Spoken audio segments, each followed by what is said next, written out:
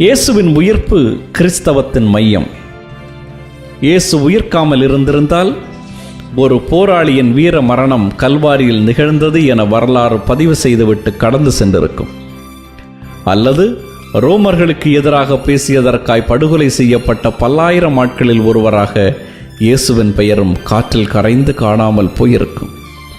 ஆனால் உயிர்ப்பு, அதுதான் இறந்து கிடந்த கிறிஸ்தவ நம்பிக்கைகளை மீண்டும் வீறு கொண்டு எழ வைத்தது. சரி, இயேசுவின் உயிர்ப்பை பற்றி முதலில் எழுதியது யார்? மார்க் தனது நற்செய்தியில் எழுதியதுதான் முதல் பதிவு என்றுதான் பலரும் நினைக்கிறார்கள். உண்மையில் இயேசுவின் உயிர்ப்பு செய்தியை முதலில் எழுதியது மத்தேயோ, மார்க்கோ, லூக்கானோ, யோவானோ அல்ல, திருத்தூதர் பவுல்.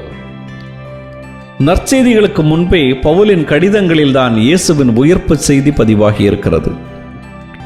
நற்செய்தி நூல்களின்